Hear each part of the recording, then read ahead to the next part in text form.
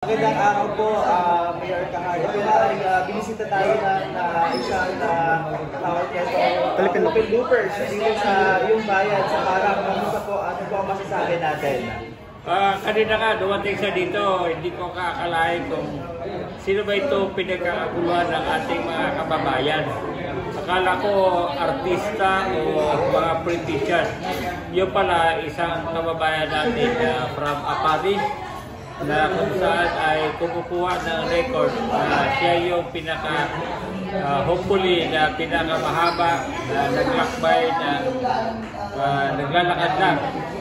So dito po sa ating bayan ng Parang, marami ang sumalubong sa kanya na gusto nilang masaksihan o makilala. Meron daw siyang mission na may hinahanap siya. Ito yung ginamit niya na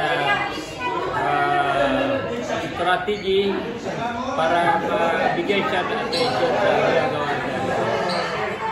Ako'y natutuwa sa kanya. Palagi ko, very effective yun yung kanyang ginagawa. So, itong mga tao, masayang-masaya, maraming nagpa-picture sa kanya. Okay, ito Mayor kasi nakapunta na siya sa ibang mga munisipyo, mga city halls. So, ano ang iyong pakiramdam na isa sa iyo sa 199 na napuntahan na ni Loopers? Ito si Ferdinand de la Merced. Ferdinand de la Merced.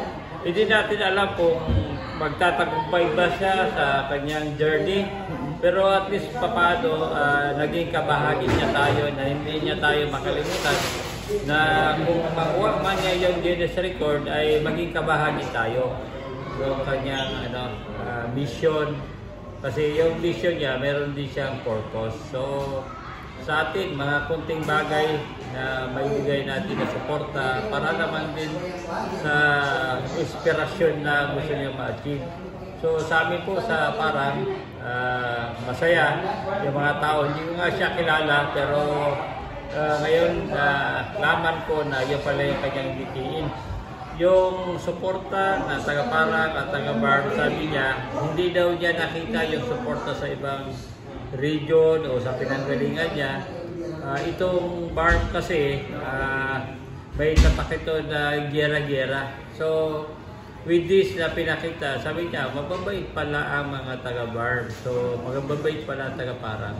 So, magandang impression para sa kanya na maikwento niya. Kasi magiging, hopefully, baka maging celebrity na siya. So, maganda rin na tayo dito bilang mga Bangsamoro ay marunong makihalubilo sa ibang kalahi. Okay. Mayor Carl, lastly, ano po ang inihandog ninyo para kay Merced? Kanina sinalubong natin siya, binigyan natin siya ng pasalubong, binigyan din natin siya ng certificate, at ngayon pakakainin natin siya. So yung napili namin na resort, ito yung mga tadyag na resort dito sa Parang. Okay. Mayor sir, may nagtatanong kung mananatili ba dito o matutulog ba dito sa ating bayan si Ferdinand Merced sir? Kanina naghahanap siya na pwede niya magpahinga. So nagbigay naman din kami ng lugar kung gusto niya. Hindi natin may reveal niya kasi siyempre sikat siya eh. So yung aming pagtanggap sa kanya, lahat na pangangailangan niya ay pwede natin ma-extend sa kanya. Bilang pagpapakita ng hospitality sa kapwa. Okay, thank you so much. Okay.